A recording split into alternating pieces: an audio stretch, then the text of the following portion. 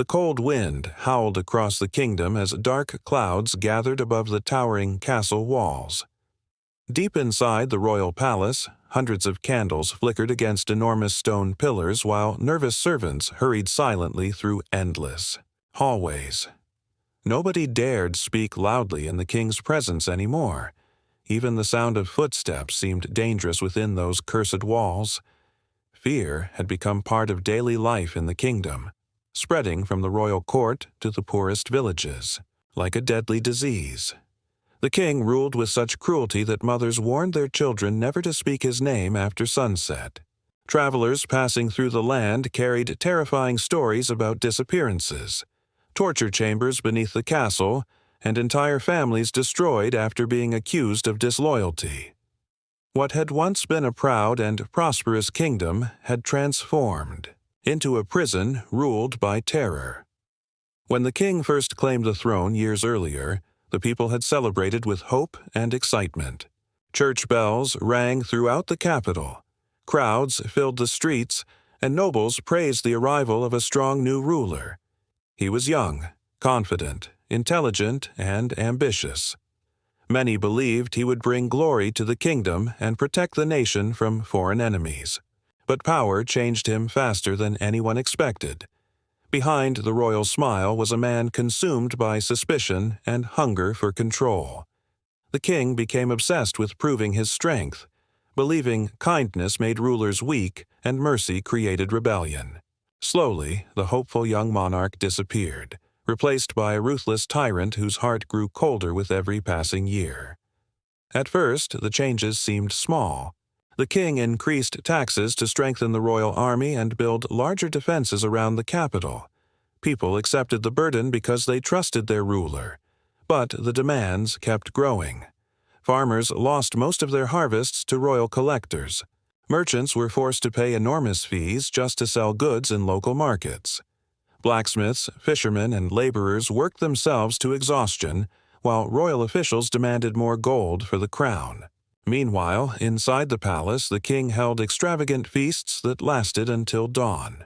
Giant tables overflowed with roasted meat, exotic fruits, fine wine, and golden decorations, while starving families outside the castle gates searched desperately for food scraps. The contrast between royal luxury and public suffering became impossible to ignore. As the kingdom struggled, the king's paranoia deepened. He trusted nobody, not even his closest advisors. Spies were sent into every town and village to listen for criticism against the crown. Secret informants filled taverns, churches, and marketplaces, pretending to be ordinary citizens while secretly reporting suspicious conversations to the palace. Neighbors began turning against each other out of fear. A simple joke about the king could lead to arrest. A careless comment whispered during dinner might bring soldiers crashing through the door before sunrise. Families disappeared overnight without explanation. Many were dragged into underground prison cells hidden beneath the royal castle, where screams echoed through the darkness for hours. Some prisoners were never seen again. The king believed fear made him powerful. Public punishments became common across the kingdom. Large crowds were forced to gather in city squares to witness executions. Ordered by the crown, men accused of treason were chained before cheering soldiers while terrified citizens watched silently, afraid their reactions might be noticed. The king wanted his people to live in constant terror because he believed frightened citizens would never rebel. But with every execution, every arrest, and every act of cruelty, hatred toward the crown grew stronger. The kingdom became quieter each year. Music disappeared from festivals. Laughter vanished from marketplaces. Even children learned to stay silent whenever royal guards passed nearby. Inside the palace, the king lived surrounded by unimaginable luxury, yet slept peacefully only for a few hours each night. Massive fireplaces warmed his private chambers while armed guards stood outside every door. Secret tunnels were built beneath the castle in case enemies attacked. Food tasters sampled every royal meal to protect the king from poison. He trusted no one completely. Some nights he walked alone through candlelit corridors carrying a dagger beneath his cloak, convinced assassins waited in the shadows. The irony was impossible to ignore. The man who terrified an entire kingdom had become a prisoner of his own fear. Power had isolated him from humanity until paranoia consumed every part of his mind.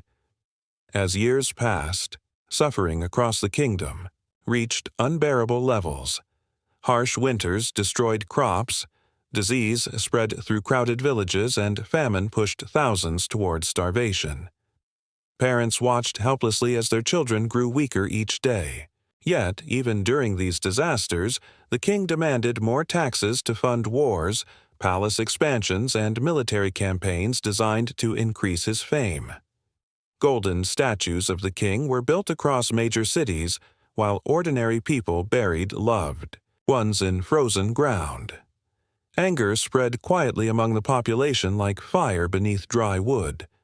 Secret resistance groups began forming in hidden forests, abandoned churches, and underground tunnels beneath the capital. Farmers, soldiers, merchants, and even nobles started discussing rebellion. The king sensed danger everywhere. He increased punishments and ordered mass arrests across the kingdom. Entire villages accused of supporting rebels were burned to the ground. Royal soldiers stormed homes in the middle of the night, searching for hidden weapons or secret messages. Families fled into the mountains to escape the violence. Smoke from destroyed towns darkened the skies for miles. Yet instead of crushing resistance, the king's brutality united the people against him.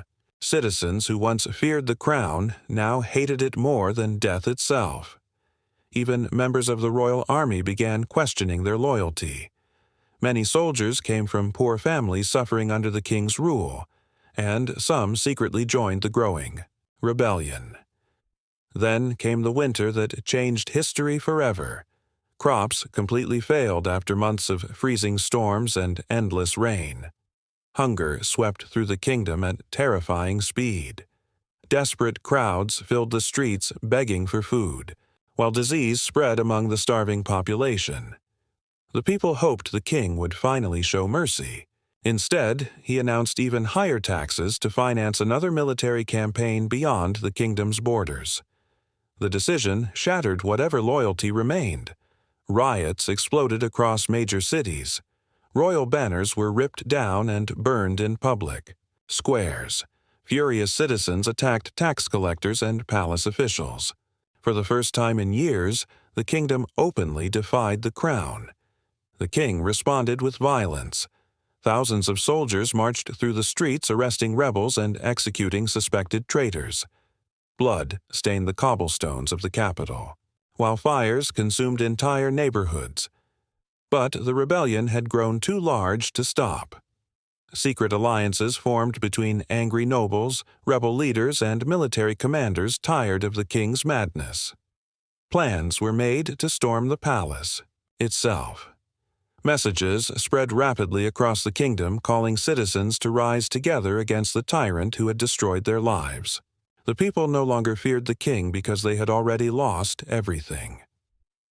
On the final night of his reign, thunder shook the skies above the capital as rebel forces surrounded the royal castle. Torches illuminated thousands of angry faces, gathered outside the gates.